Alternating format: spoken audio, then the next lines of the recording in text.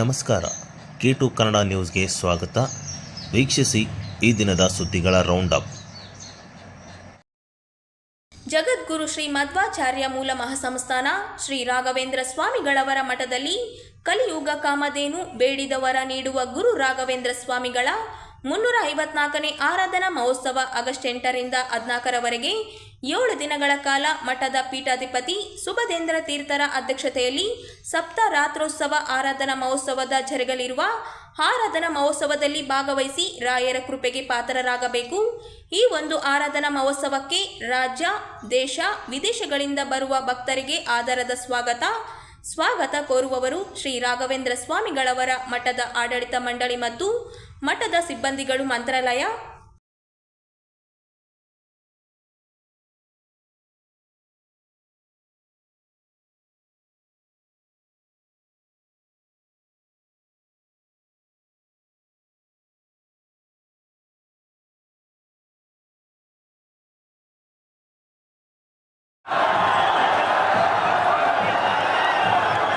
ದೇಶಕ್ಕೆ ಆಪತ್ತು ಬಂದಾಗ ನಾವೆಲ್ಲರೂ ಒಗ್ಗೂಡಬೇಕು ಎಂದು ಮಂತ್ರಾಲಯ ಶ್ರೀ ರಾಘವೇಂದ್ರ ಸ್ವಾಮಿಗಳ ಮಠದ ಪೀಠಾಧಿಪತಿಗಳಾದ ಶ್ರೀ ಸುಬದೇಂದ್ರ ತೀರ್ಥ ಶ್ರೀಪಾದಂಗಳವರು ನುಡಿದರು. ಅವರಿಂದು ಮಂತ್ರಾಲಯದಲ್ಲಿ ರಾಯರ 354ನೇ ಉತ್ತರಾರಾಧನೆ ಅಂಗವಾಗಿ ಮಹಾರಥೋತ್ಸವಕ್ಕೆ ಚಾಲನೆ ನೀಡಿ ಅನುಗ್ರಹ ಸಂದೇಶ ನೀಡಿದರು. ಶತ್ರು ರಾಷ್ಟ್ರ ನಮ್ಮ ದೇಶದ ಅಮಾಯಕ ಪ್ರವಾಸಿಗರ ಮೇಲೆ ಭಯೋತ್ಪಾದಕ ಮೂಲಕ ದಾಳಿ ಮಾಡಿ ಅನೇಕ ಸಾವು ನೋವುಗಳಿಗೆ ಕಾರಣರಾಗಿದ್ದಾರೆ. ಅಂತಹ ಸಂದರ್ಭದಲ್ಲಿ ನಾವೆಲ್ಲರೂ ಜಾತಿ, ಮತ, ಪಂಥ ಎಂಬ ಭೇದ ಮರೆತು ದೇಶದ ಐಕ್ಯತೆ ಕಾಪಾಡಿಕೊಂಡ ಶತ್ರು ರಾಷ್ಟ್ರಕ್ಕೆ ನಮ್ಮ ಒಗ್ಗಟ್ಟು ಪ್ರದರ್ಶಿಸಬೇಕೆಂದರು. ವಿಶ್ವಗುರು ಸ್ಥಾನದಲ್ಲಿರುವ ಭಾರತವನ್ನು ಕಂಡರೆ ಅನೇಕ ದೇಶಗಳಿಗೆ ಅಸೂಹೆ. ಆದ್ದರಿಂದ ನಮ್ಮ ದೇಶದ ಭದ್ರತೆಗೆ ಪೆಟ್ಟು ನೀಡಿದರೆ ಭಾರತವನ್ನು ನಾಶ ಮಾಡಬಹುದೆಂಬ ಭ್ರಮೆಯಲ್ಲಿರುವವರಿಗೆ ನಾವು ಭಾರತ ಬಲಿಷ್ಠ ರಾಷ್ಟ್ರವೆಂಬುದನ್ನು ತೋರಿಸಿಕೊಡಬೇಕೆಂದರು. ಇಡೀ ಪ್ರಪಂಚದಲ್ಲಿ ಭಾರತಕ್ಕೆ ವಿಶಿಷ್ಟ ಸ್ಥಾನವಿದೆ. ನಮ್ಮ ದೇಶ ಸನಾತನದ ತಲಹದಿಯಲ್ಲಿ ನಿಂತಿದೆ. ಹಿಂದೂ ಧರ್ಮ ಉಳಿದೆಲ್ಲ. ಧರ್ಮಕ್ಕಿಂತ ಮಿಗಿಲಾದದ್ದು ನಮ್ಮ ಪರಂಪರೆ, ಆಚಾರ, ವಿಚಾರ ಯುವ ಪೀಳಿಗೆ ಉಳಿಸಿ ಬೆಳೆಸಬೇಕೆಂದರು. ರಾಘವೇಂದ್ರ ಸ್ವಾಮಿಗಳು ಹಿಂದೂ ವಿಶ್ವಮಾನರಾಗಲು ಕಾರಣ ಅವರು ಸತ್ಯ ಮತ್ತು ಧರ್ಮವನ್ನು ಸದಾಕಾಲ ಉಸಿರಾಗಿಸಿಕೊಂಡಿದ್ದರು ಎಂದರು. ಕೆಲವರು ಬೃಂದಾವನದಲ್ಲಿ ಮೂಳೆಗಳು, ಬುರುಡೆ ಇವೆ ಎಂದು ಬುರುಡೆ ಬಿಡುತ್ತಾರೆ. ಅಂತವರ ಮಾತಿಗೆ ಕಿವಿಕೊಡದೆ ನಾವು ರಾಯರಲ್ಲಿ ನಿಷ್ಕಲ್ಮಶ ಭಕ್ತಿ ಇರಿಸಬೇಕೆಂದರು. ಮಂತ್ರಾಲಯದಲ್ಲಿ ಭಕ್ತರ ಅನುಕೂಲಕ್ಕಾಗಿ ಅನೇಕ ಅಭಿವೃದ್ಧಿ ಕಾರ್ಯಗಳು ಚಾಲ್ತಿಯಲ್ಲಿವೆ. ಭಕ್ತರ ವಸತಿ ಸೌಕರ್ಯಕ್ಕಾಗಿ ಮುಂದಿನ 2 ವರ್ಷದಲ್ಲಿ ಸುಮಾರು 800 ಕೊಠಡಿ ನಿರ್ಮಿಸುವ ಗುರಿ ಹೊಂದಿವೆ ಎಂದರು. ಶ್ರೀ ಪ್ರಹ್ಲಾದರಾಜರು ವೀರಜಮಾನರಾದ ರಥೋತ್ಸವಕ್ಕೆ ಬಾಳಂಗಳದಿಂದ ಹೆಲಿಕಾಪ್ಟರ್ ಮೂಲಕ ಪುಷ್ಪವೃಷ್ಟಿ ಮಾಡಲಾಯಿತು. ರಾಯರ ಮೂಲ ಬೃಂದಾವನಕ್ಕೆ ವಜ್ರ ಕವಚ ಸಮರ್ಪಣೆಯನ್ನು ಪೀಠಾಧಿಪತಿಗಳು ನೆರವೇರಿಸಿದರು. ವಸಂತೋತ್ಸವ ಬೆಳಗ್ಗೆ ಶ್ರೀಮಠದ ಸಂಸ್ಕೃತ ವಿದ್ಯಾಪೀಠದಿಂದ ಶ್ರೀ ಪ್ರಹ್ಲಾದರಾಜರ ಉತ್ಸವ ಮೂರ್ತಿಯನ್ನು ಮೆರವಣಿಗೆ ಮೂಲಕ ರಾಯರ ಮಠಕ್ಕೆ ತರಲಾಯಿತು. ನಂತರ ಪೀಠಾಧಿಪತಿಗಳು ವಿಶೇಷ ಪೂಜೆ ನೆರವೇರಿಸಿ ಶಿಷ್ಯರು, ಭಕ್ತರು, ಸಿಬ್ಬಂದಿಗಳಿಗೆ ಪರಸ್ಪರ ಗುಲಾಲು ಹೇರಿಸಿ ವಸಂತೋತ್ಸವದಲ್ಲಿ ಪಾಲ್ಗೊಂಡಿದ್ದರು. ನಂತರ ಶ್ರೀ ಪ್ರಹ್ಲಾದರಾಜರನ್ನು ರಥೋತ್ಸವದಲ್ಲಿ ಕುಳ್ಳಿರಿಸಲಾಯಿತು. ಜನಸಾಗರ ಆರಾಧನೆ ನಿಮಿತ್ತ ಮಠದ ಆವರಣ, ಮಧ್ವ ಮಾರ್ಗ ಸೇರಿದಂತೆ ಮಂತ್ರಾಲಯದಲ್ಲಿ ಜನಸಾಗರ ನೆರೆದಿತ್ತು.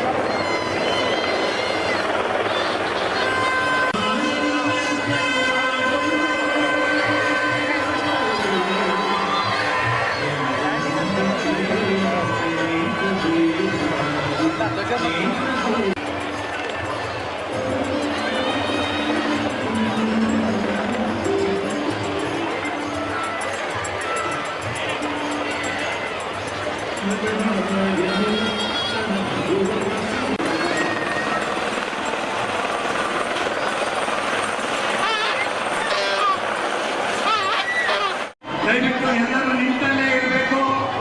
ಯಾರು ಕೂಡ ಮೇಲೆ ಕಳೆದುಕೊಂಡು ಬರಬಾರ್ದಾಗಿ ವಿನಂತಿ. ಬಹಳಷ್ಟು ಜನ ತಳ್ಳುತ್ತಾ ಇದ್ದೀವಿ, ತಳ್ಳಬಾರ್ದು, ಹಿಂದೆ ಹೋಗಬೇಕು. ತೋರಿಸ್ಕೊಂಡು రావద్దండి, దయచేసి వెనక జరగాలి. పోలీసులతో భక్తులు సహకరించాలి. వాళ్ళు ఇది క్షేత్రం, అందువలన బల ప్రయోగం చేయరు. దయచేసి మీరే స్వయం ప్రేరణతో వెనక్కి వెళ్ళాల్సిందిగా కోరుతున్నాము. ದಯವಿಟ್ಟು ಮೆಟ್ಲ ಮೇಲೆ ಮೆಟ್ಲ ಮೇಲೆ ಹೆಚ್ಚಿನ ಯಾರು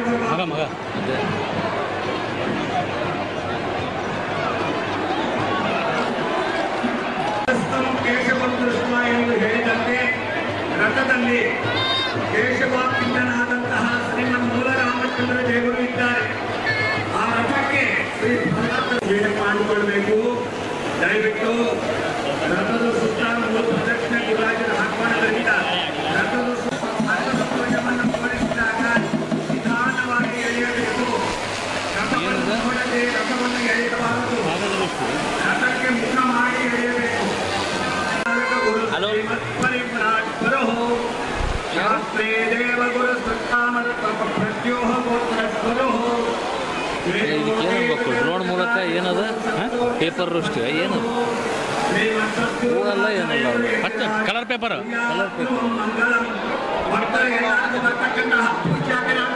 ಮಂತ್ರವನ್ನ ಹೇಳ್ಕೋಬೇಕು. ರಾಘವೇಂದ್ರ ಸ್ವಾಮಿಗಳವರು ರಥದಲ್ಲಿ ಪ್ರದಕ್ಷಿಣಾರೂಪವಾಗಿ ಬರ್ತಾ ಇದ್ದಾರೆ.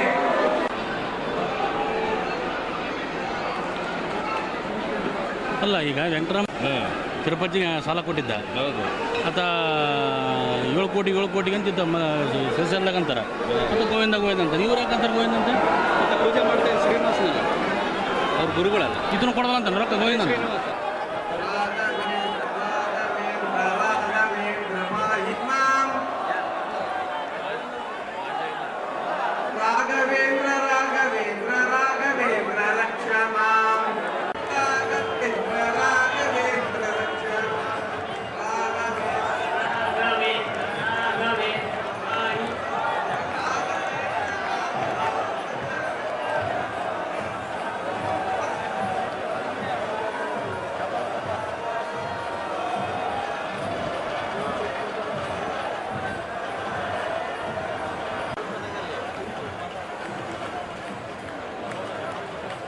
ಹಲೋ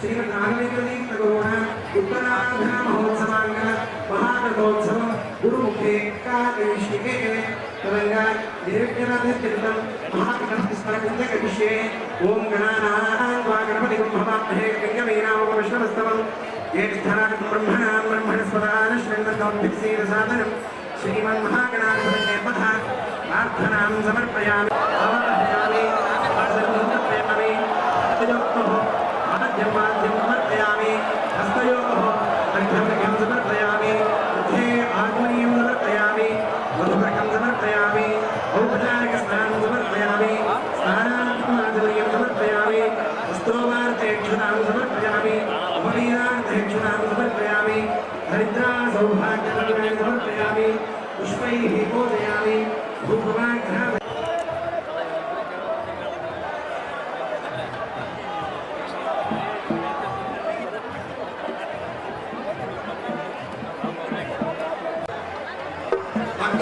ಗಮನಿಸಬೇಕು.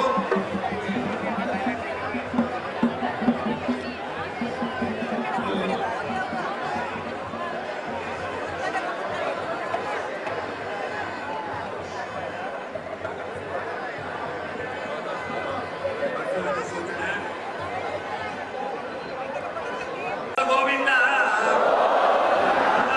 ಗೋವಿಂದ ಗಂಗಾತೀರ ನಿವಾಸವಲ್ಲ ಗೋವಿಂದ ಹೇಳಿದ್ದಾರೆ.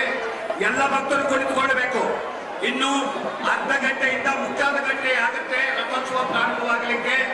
ಯಾರು ನಿಂತ್ಕೊಳ್ಬಾರ್ದು, ಕುಳಿತುಕೊಳ್ಬೇಕು. ಇರ್ತಕ್ಕಂಥ ಸ್ಥಳ ಸ್ವಾಮೀಜಿನೇ ರಥಯಾತ್ರಾ ರಾಘವೇಂದ್ರ ಸ್ವಾಮೀಜಿ जी का रथ यात्रा भी चल रहा है। रथ में स्वामी जी बैठा हुआ है, सब लोग दर्शन लेना, उनका कृपा और आशीर्वाद सबके लिए, देश के लिए हम सदैव।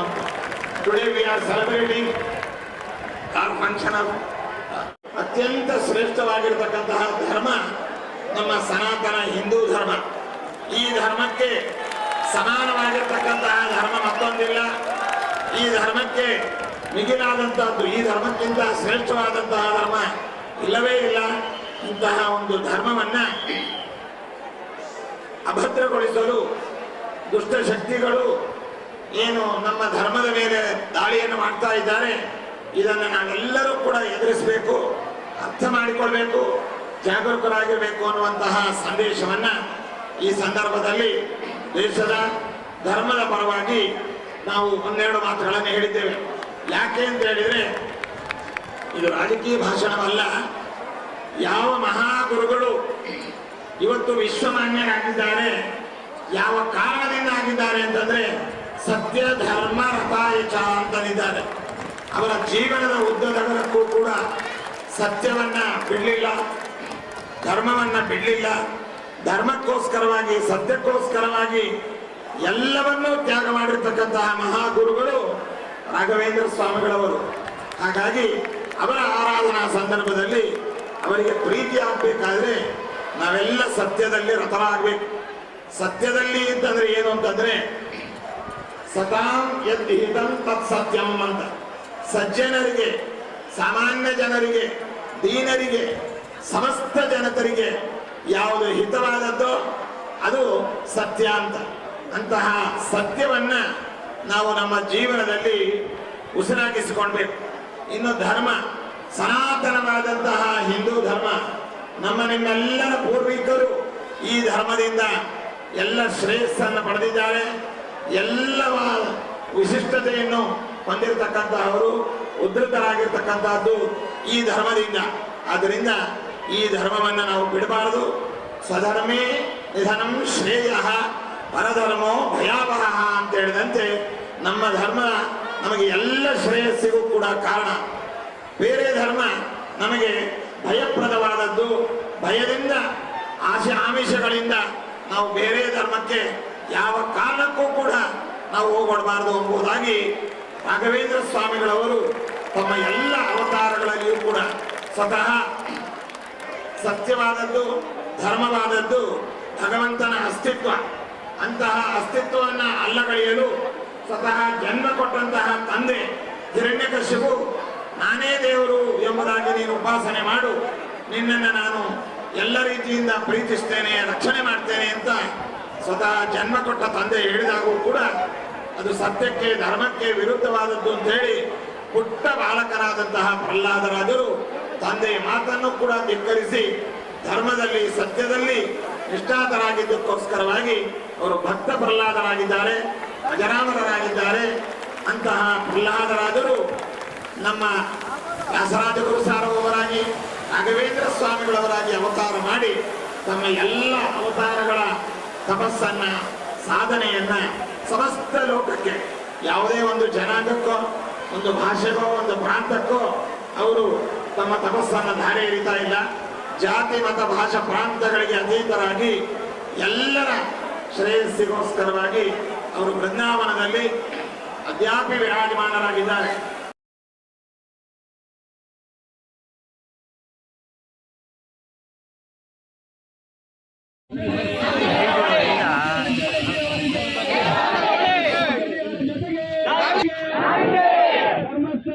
ಅಪಪ್ರಚಾರ ಮಾಡ್ತಾ ಇರ್ತಕ್ಕಂಥ ಯೂಟ್ಯೂಬ್ ಚಾನೆಲ್ಗಳಿಗೆ, ಸನಾತನ ಧರ್ಮವನ್ನು ಅಪಪ್ರಚಾರ ಮಾಡ್ತಾ ಇರ್ತಕ್ಕಂಥ ಯೂಟ್ಯೂಬ್ ಚಾನೆಲ್ಗಳಿಗೆ, ಧರ್ಮಸ್ಥಳದ ಬಗ್ಗೆ ಅಪಪ್ರಚಾರ ಮಾಡ್ತಾ ಇರ್ತಕ್ಕಂಥ ಷಡ್ಯಂತ್ರ ರೂಪಿಸಿರ್ತಕ್ಕಂಥ ಕಿಡಿಗೇಡಿಗಳಿಗೆ, ಅಖಿಲ ಭಾರತ ವೀರಶೈವ ಮಹಾಸಭಾಕ್ಕೆ, ಅಖಿಲ ಭಾರತ ವೀರಶೈವ ಮಹಾಸಭಾಕ್ಕೆ ಮಾಡ್ತಾ ಇರ್ತಕ್ಕಂಥ ಕಿಡಿಗೇಡಿಗಳಿಗೆ, ಧರ್ಮಸ್ಥಳದ ಬಗ್ಗೆ ಅಪಪ್ರಚಾರ ಮಾಡ್ತಾ ಇರ್ತಕ್ಕಂಥ ಯೂಟ್ಯೂಬ್ ಚಾನೆಲ್ಗೆ ಯಾತಕ್ಕಾಗಿ ಹೋರಾಟ,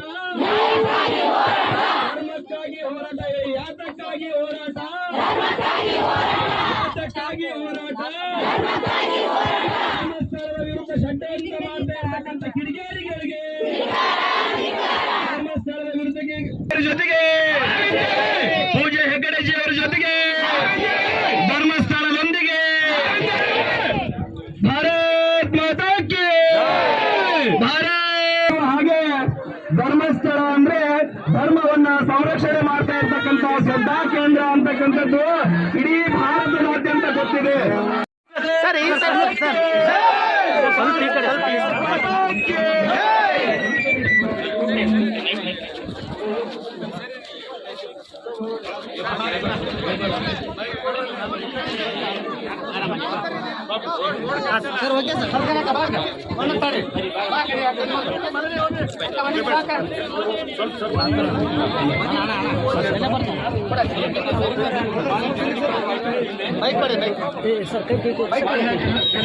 ರಾಯಚೂರು ಜಿಲ್ಲೆ ಅನಾಮಿಕ ವ್ಯಕ್ತಿಗಳು ಬಳಸಿಕೊಂಡು ಶ್ರೀ ಗಿರೀಶ್ ಭಟ್ಟಣ್ಣ, ಶ್ರೀ ಮಹೇಶ್ ಚಿಮರೋಡು ಹಾಗೂ ಜಯಂತಿ ಇವರು ಧರ್ಮಸ್ಥಳ ಮಂಜುನಾಥ ದೇವಾಲಯ ಪವಿತ್ರಗೆ ಕಳಂಕ ತರುತ್ತಿರುವ ಬಗ್ಗೆ ಇವರ ಒಳಸಂಚಿನ ವಿರುದ್ಧ ಸೂಕ್ತ ತನಿಖೆಯನ್ನು ಕೈಗೊಳ್ಳಬೇಕೆಂದು ಮಾಡಿಕೊಂಡು ದೂರು ಬೇರ್ಪಡಿಸಿದ ವಿಷಯದಂತೆ ತಮ್ಮಲ್ಲಿ ಕೇಳಿಕೊಳ್ಳುವ ಮನವಿ ಏನೆಂದರೆ, ನಮ್ಮ ನಾಡಿನ ಪ್ರಸಿದ್ಧ ಧಾರ್ಮಿಕ ಕೇಂದ್ರ ಶ್ರೀ ಮಂಜುನಾಥ ಸ್ವಾಮಿ ದೇವಾಲಯ ಇದು ಸರಿಸುಮಾರು 800 ವರ್ಷಗಳ ಇತಿಹಾಸ ಹೊಂದಿದ ಪುಣ್ಯಕ್ಷೇತ್ರ.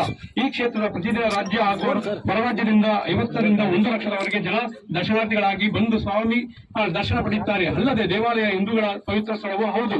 ವಸ್ತುಸ್ಥಿತಿ ಹೀಗಿರುವಾಗ ಶ್ರೀ ಗಿರೀಶ್ ಮಠಣ್ಣನವರ, ಶ್ರೀ ಮಹೇಶ್ ಶೆಟ್ಟಿ ತಿಮ್ಮರೋಡು ಹಾಗೂ ಜಯಂತಟಿ ಇವರು ಮಂಜುನಾಥ ಸ್ವಾಮಿ ದೇವಾಲಯ ಹಾಗೂ ಧಾರ್ಮಿಕಗಳಾದಂತಹ ಶ್ರೀ ಡಾಕ್ಟರ್ ಡಿ ವೀರೇಂದ್ರ ಹೆಗಡೆ ಅವರಿಗೆ ಕಳಂಕ ತರುವಂತಹ ಅಂಶಗಳನ್ನು ಒಳಗೊಂಡ ವಿಡಿಯೋಗಳು ಸಾಮಾಜಿಕ ಮಾಧ್ಯಮಗಳ ಹರಡುತ್ತಿದ್ದಾರೆ.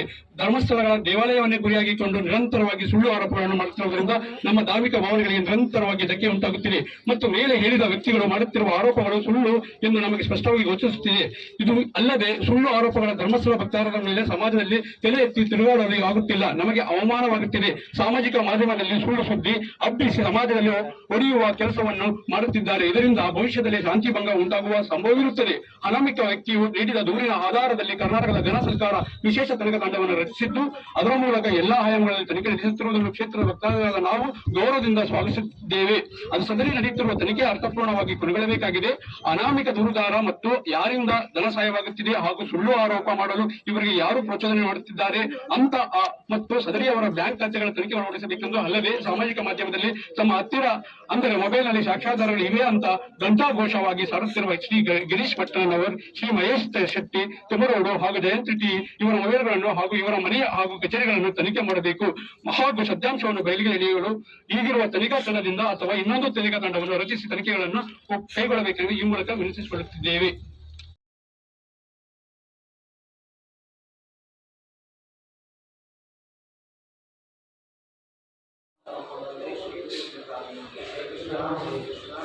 ನಗರದ ಇಸ್ಕಾನ್ ದೇವಸ್ಥಾನದಲ್ಲಿ ದಿನಾಂಕ 16ರಂದು ಶ್ರೀ ಕೃಷ್ಣ ಜನ್ಮಾಷ್ಟಮಿಯನ್ನು ಅತ್ಯಂತ ವಿಜೃಂಭಣೆಯಿಂದ ಆಚರಿಸಲಾಗುತ್ತದೆ ಎಂದು ದೇವಸ್ಥಾನದ ಕೇಂದ್ರ ವ್ಯವಸ್ಥಾಪಕ ಸಾರಥಿ ಶ್ಯಾಮದಾಸ್ ಅವರು ಹೇಳಿದರು. ಅವರಿಂದು ನಗರದ ಸುದ್ದಿಗಾರರೊಂದಿಗೆ ಮಾತನಾಡುತ್ತಾ, ಪ್ರತಿ ವರ್ಷದ ಮಾದರಿಯಲ್ಲಿ ಶ್ರೀ ಕೃಷ್ಣ ಜಯಂತಿ ವಿಶೇಷವಾಗಿ ಆಚರಣೆ ಮಾಡಲಾಗಿದೆ. ಅತ್ಯಂತ ಭಕ್ತಪೂರ್ವಕವಾಗಿ ಆಚರಿಸುವ ಕೃಷ್ಣ ಜನ್ಮಾಷ್ಟಮಿಯಲ್ಲಿ ಈ ಬಾರಿ ಸುಮಾರು 20,000ಕ್ಕೂ ಹೆಚ್ಚು ಭಕ್ತರು ಆಗಮಿಸುವ ನಿರೀಕ್ಷೆ ಇದೆ ಎಂದರು. ಶ್ರೀ ಕೃಷ್ಣ ಜನ್ಮಾಷ್ಟಮಿ ಅಂಗವಾಗಿ ಇಸ್ಕಾನ್ ದೇವಸ್ಥಾನ 4:30ರಿಂದ ಮಧ್ಯರಾತ್ರಿಯವರೆಗೆ ಭಕ್ತಿ ಮತ್ತು ಸಾಂಸ್ಕೃತಿಕ ಕಾರ್ಯಕ್ರಮಗಳ ನಡೆಯುತ್ತವೆ. ಮಂಗಳಹಾರತಿ, ಅಖಂಡ ಭಗವದ್ಗೀತೆ ಪಾಠ, ಎಲ್ಲ 700 ಶ್ಲೋಕಗಳ ನಿರಂತರ ಪಠಣ, ಶಾಂತಿ ಮತ್ತು ಶುಭವನ್ನು ಕೋರುವುದು, ಅನ್ನದಾನ ಸೇವೆ, ಸಾವಿರಾರು ಜನರಿಗೆ ಪವಿತ್ರ ಸಸ್ಯಾಹಾರಿ ಊಟದ ವಿತರಣೆ, ಪಲ್ಲಕ್ಕಿ ಉತ್ಸವ, ತೆಪ್ಪೋತ್ಸವ, ಸಾಂಸ್ಕೃತಿಕ ಹಾಗೂ ಮಹಾ ಅಭಿಷೇಕ ಕಾರ್ಯಕ್ರಮ ಆಯೋಜನೆ ಮಾಡಲಾಗಿದೆ ಎಂದರು. ವಿಜೃಂಭಣೆಯಿಂದ ಆಚರಣೆ ಮಾಡ್ತಾ ಇದ್ದೀವಿ. ಸುಮಾರು 13 ವರ್ಷಗಳಿಂದ ರಾಯಚೂರಿನಲ್ಲಿ ಸುತ್ತವಾಗಿ ಶ್ರೀ ಕೃಷ್ಣ ಜನ್ಮಾಷ್ಟಮಿಯ ಆಚರಣೆ ಮಾಡ್ತಾ ಬರ್ತಾ ಇದ್ದೀವಿ. ಒಂದು ಸಣ್ಣ ಒಕ್ಕೂಟದಿಂದ ಇದನೇ ದಿವಸ 20,000ಕ್ಕೂ ಹೆಚ್ಚು ಭಕ್ತಾದಿಗಳು ಭಾಗವಹಿಸ್ತಾ ಇದ್ದಾರೆ ಹಬ್ಬದಲ್ಲಿ. ನಾವು ದಿನವಿಡೀ ನಾನಾ ರೀತಿಯ ಪೂಜಾ ಕಾರ್ಯಕ್ರಮಗಳು, ಬೆಳಗ್ಗೆ 4:30ರಿಂದ ಮಂಗಳಾರತಿ, ನಂತರ ಶ್ರೀಮದ್ ಭಗವದ್ಗೀತೆ ಪಠಣ, ಸಂಪೂರ್ಣ 700 ಶ್ಲೋಕಗಳ ಅಖಂಡ ಪಠಣ ಆಗುತ್ತೆ. ನಂತರ ಪಲ್ಲಕ್ಕಿ ಉತ್ಸವ, ಶ್ರೀ ರಾಧಾಕೃಷ್ಣ ಪಲ್ಲಕ್ಕಿ ಉತ್ಸವ, ನಂತರ ತೆಪ್ಪೋತ್ಸವ.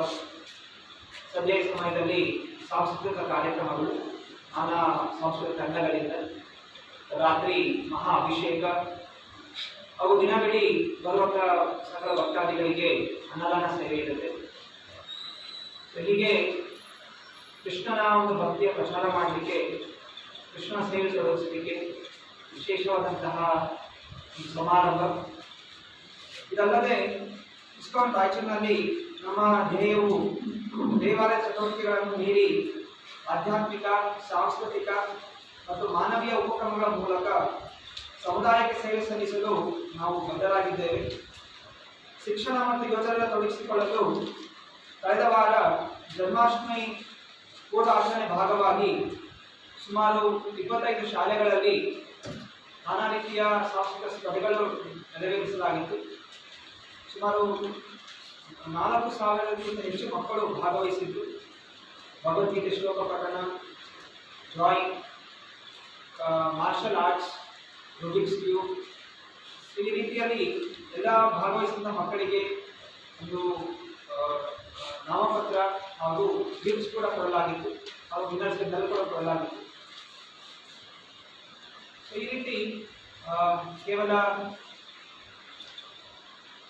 ಪೂಜೆ ಪುನಸ್ಕಾರ ಒಂದೇ ಅಲ್ಲದೆ ಸಣ್ಣ ಮಕ್ಕಳ ಮನಸ್ಸಿನಲ್ಲಿ ನಮ್ಮ ಭಾರತೀಯ ಸಂಸ್ಕಾರ ಹಾಗೂ ಒಳ್ಳೆಯ ನಡವಳಿಕೆ ನೇರವಾಗಿ ಜ್ಞಾನ ಕೂಡ ಸಂಸ್ಥೆ ಬೆಳೆಸಲಿಕ್ಕೆ ಪ್ರಯತ್ನವನ್ನು ಮಾಡ್ತಾ ಇದೆ. ಅದರಿಂದ ಈ ದಿವಸ ಎಲ್ಲರಲ್ಲಿ ಕೋರಿಕೆ ದಯವಿಟ್ಟು ವಿಷಯವನ್ನು ಒಂದು ಜನ್ಮಾಷ್ಟಮಿ ನಡೀತದೆ ಗ್ರ್ಯಾಂಡ್ ಆಗಿ, ಈ ವರ್ಷ ಕೂಡ ನಡೀತದೆ. ಅದನ್ನು ಕಲ್ಚರಲ್ ಇವೆಂಟ್ನ ಬೃಂದಾವನ್ ರೈಸ್ ಇಂಡಸ್ಟ್ರೀಸ್ ಕಡೆಯಿಂದ ಎವ್ರಿ ಇಯರ್ ನಡೆಸ್ತಾ ಇದ್ದೀವಿ. ಸೊ 3 ಇಯರ್ಸ್ನಿಂದ ಸತತವಾಗಿ ನಡೆಸ್ತಾ ಇದ್ದೀವಿ. ಇದ್ರ ಉದ್ದೇಶ ಏನಂದ್ರೆ 3 ವರ್ಷ ಮುಂಚೆ ಸರ್, 3 ವರ್ಷ ಮುಂಚೆ ಎಷ್ಟೋ ಜನ ಪಾಪ ಸೂಪರ್ ಟ್ಯಾಲೆಂಟೆಡ್ ಪರ್ಸನ್ಸ್ ವಾಲಂಟಿಯರ್ ಆಗಿ ಬರ್ತಾ ಇದ್ರು, because to expose the talent. ಬರ್ತಾ ಇರ್ಬೇಕಾದ್ರೆ they are not getting proper stage ಇರ್ತಾ ಇತ್ತು. ಬಟ್ ನಮ್ಮ ಸಮಸ್ಯೆ ಕಡೆಯಿಂದ ನಾವು ಇಸ್ಕಾನ್ ಏನು ಮಾಡಿದ್ವಿ ಅಂತಂದ್ರೆ ಎವ್ರಿ ಇಯರ್ 3 ಇಯರ್ಸ್ ಇಂದ ನಾವು ಗ್ರ್ಯಾಂಡ್ ಆಗಿ ಒಂದು ಪ್ಲಾಟ್ಫಾರ್ಮ್ ನ ಕೊಡ್ತಾ ಇದ್ದೀವಿ ಬೃಂದಾವನ್ ರೈಸ್ ಕಡೆಯಿಂದ. ಅಂಡ್ ಇನ್ನೊಂದೇನಂದ್ರೆ ಸರ್, ಅದು ಕೊಡೋ ಕಾರಣದಿಂದ ಎಷ್ಟೋ ಜನರಿಗೆ they are getting lot of opportunity outside. ಆ ಪ್ಲಾಟ್ಫಾರ್ಮ್ ಇಂದ ಅವರು ಲೈವ್ಲಿಹುಡ್ ಅನ್ನು ಅವರು ಕಂಡುಕೊಳ್ತಿದ್ದಾರೆ. ಅವ್ರಿಗೆ ಬೇರೆ ಕಡೆ ಅವಕಾಶ ಸಿಗ್ತಾ ಇದೆ, ಗಣೇಶ ಇತ್ಯಾದಿಗಳಲ್ಲಿ ಎಷ್ಟೋ ಕಡೆ ಅವಕಾಶ ಸಿಗ್ತಾ ಇದೆ. ನಿಜವಾಗಿ ಹೇಳ್ಬೇಕಂದ್ರೆ ಇಸ್ಕಾನ್ ಇಂದ ಅವ್ರಿಗೆ ಬಹಳಷ್ಟು ಒಳ್ಳೆಯದಾಗ್ತಾ ಇದೆ. ಇದೇ ತರ ಇಸ್ಕಾನ್ ಅವರು ಹಲವಾರು ಜನರಿಗೆ ಪ್ರೋತ್ಸಾಹ ಮಾಡ್ತಾ ಇದ್ದಾರೆ.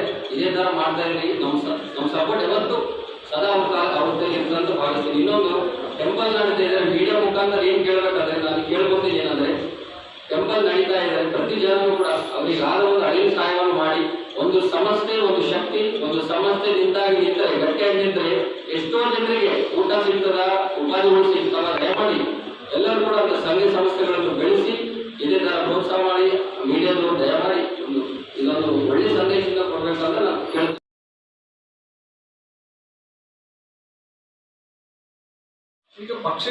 ರಾಜ್ಯದಲ್ಲಿ ತಾಳವಾರ ಮತ್ತು ಪರಿವಾರ ಹೆಸರಲ್ಲಿ ನಕಲಿ ಎಸ್ಟಿ ಪ್ರಮಾಣ ಪತ್ರ ವಿತರಣೆಯನ್ನು ತಡೆಗಟ್ಟುವಂತೆ ಆಗ್ರಹಿಸಿ ಆಗಸ್ಟ್ 13ರಂದು ಯಾದಗಿರಿಯಲ್ಲಿ ಬೃಹತ್ ಪ್ರತಿಭಟನೆ ನಡೆಯಲಿದೆ ಎಂದು ಹೈದರಾಬಾದ್ ಕರ್ನಾಟಕ ಪ್ರದೇಶ ವಾಲ್ಮೀಕಿ ನಾಯಕ ಸಂಘದ ವಿಭಾಗ ಕಾರ್ಯದರ್ಶಿ ಎನ್ ರಘುವೀರ್ ನಾಯಕ್ ಅವರು ಹೇಳಿದರು. ಅವರಿಂದು ನಗರದ ಸುದ್ದಿಗಾರರೊಂದಿಗೆ ಮಾತನಾಡುತ್ತಾ, ಯಾದಗಿರಿಯಲ್ಲಿ ಅತಿ ಹೆಚ್ಚು ನಕಲಿ ಎಸ್ಟಿ ಪ್ರಮಾಣ ಪತ್ರ ವಿತರಣೆ ಮಾಡಲಾಗುತ್ತದೆ.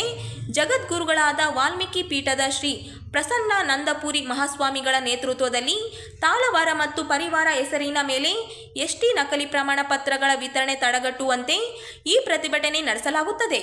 ಜಗದ್ಗುರುಗಳಾದ ವಾಲ್ಮೀಕಿ ಪೀಠದ ಶ್ರೀ ಶ್ರೀ ಶ್ರೀ ಪ್ರಸನ್ನಾನಂದಪುರಿ ಸ್ವಾಮಿಗಳ 257 ದಿನ ನಿರಂತರ ಹೋರಾಟದ ಫಲವಾಗಿ ಕಳೆದ ಸರ್ಕಾರದಲ್ಲಿ ಮೀಸಲಾತಿಯನ್ನು ಪರಿಶಿಷ್ಟ ಪಂಗಡಕ್ಕೆ 3% 7 ಮತ್ತು ಪರಿಶಿಷ್ಟ ಜಾತಿಗೆ 15% 17ಕ್ಕೆ ಹೆಚ್ಚಳ ಮಾಡಿತ್ತು. ನಾಯಕ ಸಮುದಾಯದ ಪರ್ಯಾಯ ಪದಗಳಾದ ನಾಯಕ ತಾಳವಾರ ಮತ್ತು ನಾಯಕ ಪರಿವಾರ ಎಂದು ಕೇಂದ್ರ ಸರ್ಕಾರದ ಸ್ಪಷ್ಟ ಆದೇಶವಿದ್ದರೂ ಸಹ ಹಿಂದುಳಿದ ವರ್ಗದಲ್ಲಿ ಬರುವ ತಾಳವಾರ ಮತ್ತು ಪರಿವಾರದ ಹೆಸರಿನ ಮೇಲೆ ಅನೇಕ ನಕಲಿ ಎಸ್ಟಿ ಪ್ರಮಾಣ ಪತ್ರಗಳು ಅವ್ಯವಹಿತವಾಗಿ ನೀಡಲಾಗುತ್ತಿದೆ. ರಾಜ್ಯ ಸರ್ಕಾರ ಇದಕ್ಕೆ ಕಡಿವಾಣ ಹಾಕಬೇಕು ಎಂದು ಆಗ್ರಹಿಸಿದರು. ಹೆಸರಿನ ಮೇಲೆ ತಳವಾರ ಮತ್ತು ಪರಿವಾರ ಸಮುದಾಯಗಳಿಗೆ ನಕಲಿ ಪ್ರಮಾಣ ಪತ್ರಗಳನ್ನು ಅವ್ಯಾಹತವಾಗಿ ವಿತರಣೆ ಆಗ್ತಾ ಇದೆ. ಇದನ್ನ ಸಾಕಷ್ಟು ಸಲ ನಾವು ಈಗಾಗಲೇ ಮನವಿಗಳನ್ನು ಕೊಟ್ಟಿದ್ದೀವಿ. ಕಳೆದ ಸರ್ಕಾರದ ಅವಧಿ ಕೊನೆ ಹಂತದಲ್ಲೂ ಮತ್ತು ಈ ಸರ್ಕಾರದ ಪ್ರಾರಂಭದಿಂದಲೂ ನಿರಂತರವಾಗಿ ಮನವಿಯನ್ನು ಕೊಟ್ಟುವಂತ ಬಂದಿದ್ದೀವಿ. ಆದರೆ ಸರ್ಕಾರ ಯಾವುದೇ ಕಿವಿ ಕೊಡ್ತಾ ಇಲ್ಲ. ಈಗಾಗಲೇ ಉಚ್ಚ ನ್ಯಾಯಾಲಯದಲ್ಲಿಯೂ ಸಹ ಆದೇಶ ಆಗಿದೆ. ಆ ಆದೇಶನ ಪಾಲನೆ ಮಾಡ್ರಿ ಅಂತೇಳಿ ಈಗಾಗಲೇ ಸರ್ಕಾರಕ್ಕೆ ನಿರ್ದೇಶನವನ್ನು ನೀಡಿದ್ದಾಗಿಯೂ ಸಹ ಈಗ ಅದು ಆಗಿ 6 ತಿಂಗಳಾಯಿತು. ಆದರೂ ಸಹ ಯಾವುದೇ ಕ್ರಮ ಜರುಗಿಸ್ತಾ ಇಲ್ಲ. ಅದನ್ನ ಪ್ರತಿಭಟಿಸಿ ಸ್ವಾಮೀಜಿಗಳ ನೇತೃತ್ವದಲ್ಲಿ ವಿಭಾಗ ಮಟ್ಟದ, ಯಾಕಂತಂದ್ರೆ ಯಾದಗಿರಿಯಲ್ಲಿಯೇ ಅತಿ ಹೆಚ್ಚು ತಳವಾರ ಮತ್ತು ಪರಿವಾರ ಪ್ರಮಾಣ ಪತ್ರಗಳು ಇಶ್ಯೂ ಆಗಿವೆ. ಯಾಕಂದ್ರೆ ಯಾಕೆ ಯಾದಗಿರಿಯಲ್ಲಿ ಇಟ್ಕೊಂಡಿದೆ ಅಂತ ನಿಮ್ಮ ಪ್ರಶ್ನೆ ಉದ್ಭವ ಆಗಬಹುದು. ಇದು ಯಾದಗಿರಿ ಆದ ನಂತರ ಮತ್ತೆ ನಾವು ಒಂದೊಂದು ಜಿಲ್ಲೆಗೆ ಜಿಲ್ಲಾವಾರು ಮಾಡ್ತಾ ಹೋಗ್ತಾ ಇದ್ದೀವಿ. ಅಂದ್ರೆ ವಿಭಾಗ ಮಟ್ಟದ್ದು ನಾವು ಯಾದಗಿರಿಯಲ್ಲಿ ಮಾಡ್ತಾ ಇದ್ದೀವಿ ಸ್ವಾಮೀಜಿಗಳ ನೇತೃತ್ವದಲ್ಲಿ. ಇಲ್ಲಿ ಹೆಚ್ಚಿನ ಸಂಖ್ಯೆಯಲ್ಲಿ ಸಮುದಾಯದವರು ಭಾಗವಹಿಸಬೇಕು.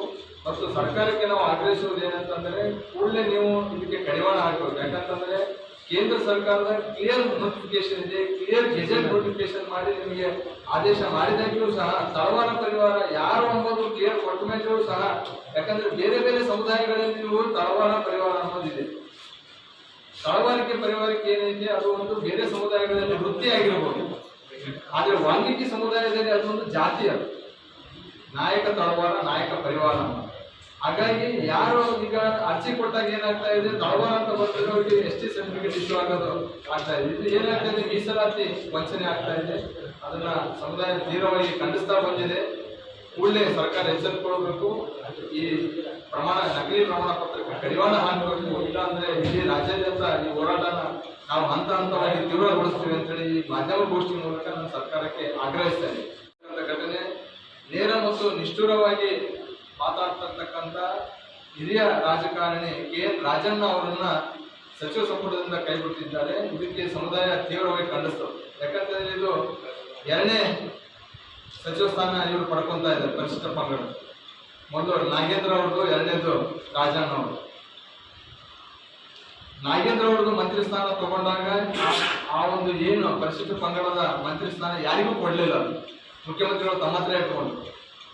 ಈಗ ರಾಜಣ್ಣವರು ಇವರು ನೇರವಾಗಿ ಮಾತಾಡೋದೇ ತಪ್ಪಾಗಿದೆ. ಯಾಕಂತಂದ್ರೆ ಪ್ರಜಾಪ್ರಭುತ್ವ ವ್ಯವಸ್ಥೆಯಲ್ಲಿ ತಮ್ಮ ಅಭಿಪ್ರಾಯವನ್ನ ಎಲ್ಲರೂ ಸ್ಪಷ್ಟವಾಗಿ ಹೇಳುವಂತ ಅಧಿಕಾರ ಇದೆ. ಆಗಿದ್ದಾದ್ರೆ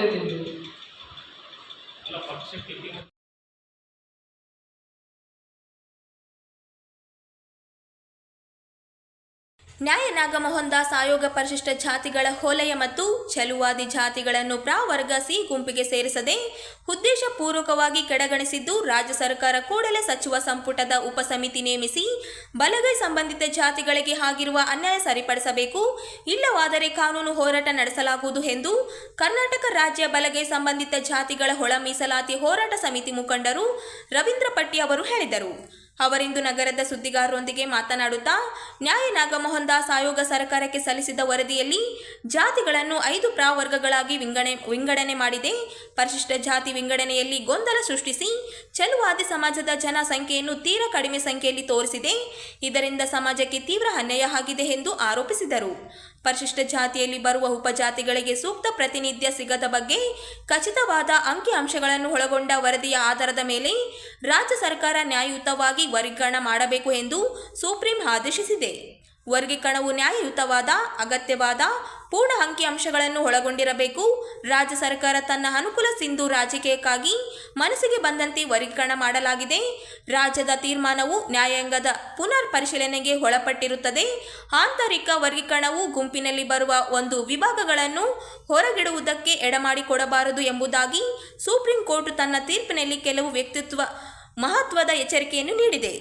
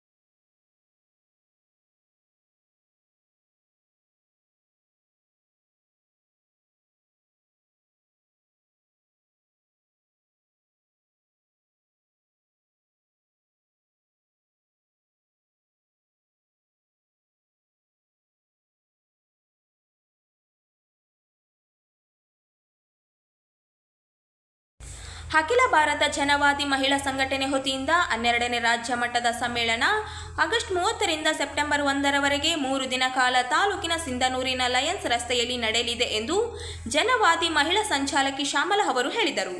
ಅವರಿಂದು ನಗರದ ಸುದ್ದಿಗಾರರೊಂದಿಗೆ ಮಾತನಾಡುತ್ತಾ, ಪ್ರತಿ 3 ವರ್ಷಕ್ಕೊಮ್ಮೆ ಘಟಕ ಮಟ್ಟದಿಂದ ಜಿಲ್ಲೆ, ರಾಜ್ಯ ಮತ್ತು ರಾಷ್ಟ್ರ ಮಟ್ಟದಲ್ಲಿ ಸಮ್ಮೇಳನ ಆಯೋಜನೆ ಮಾಡಲಾಗುತ್ತಿದೆ. ರಾಷ್ಟ್ರೀಯ ಮತ್ತು ರಾಜ್ಯದ ವಿದ್ಯಮಾನಗಳನ್ನು ಮಹಿಳಾ ಕಣ್ಣೋಟದಲ್ಲಿ ಚಿಂತನೆಗೆ ಹಚ್ಚಿ ಮಹಿಳಾ ಚಳುವಳಿಯ ಮುಂದಿರುವ ಸವಾಲುಗಳನ್ನು ಗುರುತಿಸಿಕೊಂಡು ಸಂಘಟನಾ ಗುರಿಗಳನ್ನು ರೂಪಿಸಿಕೊಳ್ಳುತ್ತದೆ. ಕಳೆದ 3 ವರ್ಷದ ಅವಧಿಯಲ್ಲಿ ಮಹಿಳಾ ಸಂಘಟನೆ ನಡೆದು ಬಂದ ದಾರಿಯನ್ನು ಗುರುತಿಸಿಕೊಂಡು ಕ್ರಮಿಸಬೇಕಾದ ದಾರಿಯ ರೂಪರೇಷೆ ಬಗ್ಗೆ ಈ ಸಮ್ಮೇಳನ ಸುದೀರ್ಘವಾಗಿ ಚರ್ಚೆ ನಡೆಸಲಾಗುತ್ತದೆ. ಸಮ್ಮೇಳನಕ್ಕೆ ರಾಜ್ಯ ವ್ಯಾಪ್ತಿಯಾಗಿ ವಿವಿಧ ನೆಲೆಯ 500ಕ್ಕೂ ಹೆಚ್ಚು ಮಹಿಳಾ ಪ್ರತಿನಿಧಿಗಳು ಆಗಮಿಸಲಿದ್ದಾರೆ ಎಂದರು. ಎಡದೊರೆ ನಾಡು ಎಂದು ಗುರುತಿಸಿಕೊಂಡಿರುವ ರಾಯಚೂರು ಜಿಲ್ಲೆಯು ಗತಕಾಲದಲ್ಲಿ ಸಾಕಷ್ಟು ಅನನ್ಯತೆಗಳನ್ನು ಹೊಂದಿರಬಹುದಾದರೂ ವರ್ತಮಾನದಲ್ಲಿ ಹಿಂದುಳಿದ ಜಿಲ್ಲೆಯಾಗಿಯೇ ಉಳಿದಿದೆ. ರಾಜಕೀಯ ಇಚ್ಛಾಶಕ್ತಿಯ ಕೊರತೆಯಿಂದಾಗಿ ರಾಯಚೂರು ಅಭಿವೃದ್ಧಿಯಲ್ಲಿ ತೀರಾ ಕೆಳಸ್ಥಾನದಲ್ಲಿ ಉಳಿದುಕೊಂಡಿದೆ. ಅಪೌಷ್ಟಿಕತೆ, ಅನಕ್ಷರತೆ, ಮಾನಗೇರ ಸಮಸ್ಯೆ, ಬಾಲ್ಯ ವಿವಾಹ, ಸ್ತ್ರೀ ಭ್ರೂಣ ಹತ್ಯೆ, ನಿರುದ್ಯೋಗ, ವಲಸೆ, ಮಹಿಳಾ ಸಾಗಾಣಿಕೆಯಂತಹ ಪಿಡುಗುಗಳಲ್ಲಿ ಸಂಘಟನೆಯ ಪ್ರಜಾಸತ್ತಾತ್ಮಕ ನೆಲೆಯಲ್ಲಿ ನಾವು ಮುನ್ನಡೆಸ್ತಾ ಇದ್ದು, ಪ್ರತಿ 3 ವರ್ಷಕ್ಕೊಮ್ಮೆ ನಾವು ಒಂದು ಸಂಘಟನೆಯ ಸಮ್ಮೇಳನಗಳನ್ನ ಗ್ರಾಮದಿಂದ ಹಿಡ್ಕೊಂಡು ಗ್ರಾಮ, ಜಿಲ್ಲೆ, ರಾಜ್ಯ ಮತ್ತು ಅಖಿಲ ಭಾರತ ಮಟ್ಟದಲ್ಲಿ ಸಮ್ಮೇಳನಗಳನ್ನು ಮಾಡಿ ನಾವು ಈ ಪ್ರತಿ 3 ವರ್ಷ ಅವಧಿಯಲ್ಲಿ ನಮ್ಮನ್ನು ವಿಮರ್ಶಿಸಿಕೊಂಡು ನಾವು ಏನು ಹಿಂದೆ ನಡೆದು ಬಂದ ದಾರಿ ಏನಿತ್ತು, ಏನು ಕ್ರಮಿಸಿದೆ, ಮುಂದೆ ಏನು ಮಾಡಬೇಕು ಅಂತಕ್ಕಂಥ ಗುರಿಗಳನ್ನು ಇಟ್ಕೊಂಡು ಅದರ ರೂಪುರೇಷೆಗಳನ್ನು ಪಾಲನೆ ಮಾಡ್ತೀವಿ. ಅದು ನಮ್ಮ ಒಂದು ಸಂಘಟನೆಯ ಒಂದು ನಿಯಮ. ಅದೇ ಪ್ರಕಾರ ಈ 12ನೇ ರಾಜ್ಯ ಸಮ್ಮೇಳನವನ್ನ ನಾವು ಈ ರಾಯಚೂರು ಜಿಲ್ಲೆಯಲ್ಲಿ ಈಗ ಹಮ್ಮಿಕೊಂಡಿದ್ದೀವಿ. ಈ ರಾಯಚೂರು ಜಿಲ್ಲೆಯಲ್ಲಂತೂ ಮಹಿಳೆಯರ ಸ್ಥಿತಿ ತುಂಬಾ ಶೋಚನೀಯವಾಗಿದೆ. ಅಪೌಷ್ಟಿಕತೆ, ಬಾಣಂತಿಯರ ಸಾವು ಮತ್ತು ನಿರುದ್ಯೋಗ, ಮಹಿಳೆಯರನ್ನ ಸಾಗಾಣಿಕೆ ಮಾಡ್ತಕ್ಕಂಥದ್ದು, ವಲಸೆ ಹೋಗ್ತಕ್ಕಂಥದ್ದು, ಇಂಥ ಎಲ್ಲ ಸಮಸ್ಯೆಗಳು ಇವತ್ತು ಇನ್ನೂ ರಾಯಚೂರು ಜಿಲ್ಲೆಯಲ್ಲಿ ಜೀವಂತವಾಗಿವೆ. ಇದರ ವಿರುದ್ಧ ನಾವು ಯಾವಾಗಲೂ ಒಂದು ಹೋರಾಟಗಳನ್ನ ನಿರಂತರವಾಗಿ ಮಾಡ್ತಾನೆ ಬಂದಿದ್ದೀವಿ, ಮುಂದೆ ಕೂಡ ಮಾಡ್ತಾ ಇದ್ದೀವಿ. ಇದು ಎಡೆಬೆಲೆ ನಾಡು ರಾಯಚೂರು ಎಷ್ಟೇ ಫೇಮಸ್ ಆಗಿದ್ರು ಕೂಡ ಇಲ್ಲಿ ಅನೇಕ ಪ್ರಗತಿಪರ ಮತ್ತು ಅತ್ಯಂತ ತಜ್ಞರಾದ ಕಲಾವಿದರು, ಹೋರಾಟಗಾರರು, ಸಾಹಿತಿಗಳು ಎಲ್ಲ ಇದ್ರೂ ಕೂಡ ಇವತ್ತು ಕೂಡ ರಾಜಕೀಯ ಇಚ್ಛಾಶಕ್ತಿ ಕೊರತೆಯಾಗಿ ರಾಯಚೂರು ಅಭಿವೃದ್ಧಿಯಲ್ಲಿ ತುಂಬಾ ಕೆಳಮಟ್ಟಕ್ಕಿದೆ. ಏನೂ ಅಭಿವೃದ್ಧಿಯಲ್ಲಿಲ್ಲ. ರಾಯಚೂರು ಎಷ್ಟೇ ಒಂದು ಇಲ್ಲಿ ಶಿಕ್ಷಣ ಪಡೆದಂತವರಿಗೆ ರಾಯಚೂರಾಗ ಓದಿಲ್ಲ ಅಂತ ಕೆಲಸ ಕೊಡದಂತ ಮಟ್ಟಿಗೆ ಅಷ್ಟೊಂದು ಹಿಂದುಳಿದ ಜಿಲ್ಲೆ ಇದೆ. ಹೀಗಾಗಿ ಈ ಎಲ್ಲ ಜಿಲ್ಲೆಗಳ ನಾವು ಸಮಸ್ಯೆಗಳನ್ನು ತೆಗೆದುಕೊಂಡು ಮಹಿಳೆಯರ ಸ್ಥಿತಿಯಂತೂ ತೀರಾ ಶೋಚನೀಯವಾಗಿದೆ. ಹಾಗಾಗಿ ಈ 12ನೇ ಸಮ್ಮೇಳನ ಇದೊಂದು ಐತಿಹಾಸಿಕ ಸಮ್ಮೇಳನ ಆಗಿ ಈ ನಮ್ಮ ಎಲ್ಲ ಇಡೀ ಜಿಲ್ಲೆಯ ಮತ್ತು ಇಡೀ ರಾಜ್ಯದ, ಇಡೀ ದೇಶದ ರಾಜಕೀಯ ಪರಿಸ್ಥಿತಿ, ಸಾಮಾಜಿಕ ಪರಿಸ್ಥಿತಿ, ಸಾಂಸ್ಕೃತಿಕ ಪರಿಸ್ಥಿತಿಯನ್ನು ಒಳಗೊಂಡು ಆ ಚರ್ಚೆಯನ್ನ ಮಾಡಿಕೊಂಡು ಮುಂದಿನ ಒಂದು ಕಾರ್ಯಸೂಚಿಯನ್ನ, ಮುಂದಿನ ಒಂದು ಕಾರ್ಯಕ್ರಮ ಯೋಜನೆಗಳನ್ನು ರೂಪಿಸಿಕೊಳ್ಳುವ ನಿಟ್ಟಿನಲ್ಲಿ ಇವತ್ತು ಸಿಂಧನೂರಿನಲ್ಲಿ ಈ ಒಂದು ಆಗಸ್ಟ್ 30, 31 ಮತ್ತು ಸೆಪ್ಟೆಂಬರ್ 1 3 ದಿನಗಳ ಕಾಲ ನಮ್ಮ ಅಖಿಲ ಭಾರತ ಜನವಾದಿ ಮಹಿಳಾ ಸಂಘಟನೆ ರಾಜ್ಯ ಸಮ್ಮೇಳನ ಹಮ್ಮಿಕೊಂಡಿದ್ದೀವಿ. ಈ ಒಂದು ಸಮ್ಮೇಳನಕ್ಕೆ ಕೊಡಗು, ಮೈಸೂರು ಮತ್ತು ಬೆಂಗಳೂರು, ಈ ಕಡೆ ಬೀದರು, ಗುಲ್ಬರ್ಗ ಎಲ್ಲ ಕಡೆಯಿಂದ ಇಡೀ ಕರ್ನಾಟಕ ರಾಜ್ಯದ ಎಲ್ಲ ಜಿಲ್ಲೆಗಳಿಂದ ಎಲ್ಲ ನೆಲೆಯ ಎಲ್ಲ ಸ್ಥಳದ ಮಹಿಳೆಯರ ಒಳಗೊಂಡು ಸುಮಾರು 500 ಜನ ಪ್ರತಿನಿಧಿಗಳು ಬರುವ ನಿರೀಕ್ಷೆ ಇದೆ. ಆ ಒಂದು ನಿರೀಕ್ಷೆಯಲ್ಲಿ ಈ ಸಮ್ಮೇಳನ 3 ದಿನಗಳ ಒಂದು ಯಶಸ್ವಿ ಮತ್ತು ಐತಿಹಾಸಿಕ ಸಮ್ಮೇಳನ ಅಂದರೆ ಒಂದು ಪರಿಹಾರಾತ್ಮಕ ಸಮ್ಮೇಳನವನ್ನು ಮಾಡಬೇಕು ಅಂತ ಒಂದು ಗುರಿಯೊಂದಿಗೆ ಇದನ್ನು ನಾವು ಹಮ್ಮಿಕೊಂಡಿದ್ದೀವಿ. ಇವತ್ತಿನ ದಿವಸ ಈ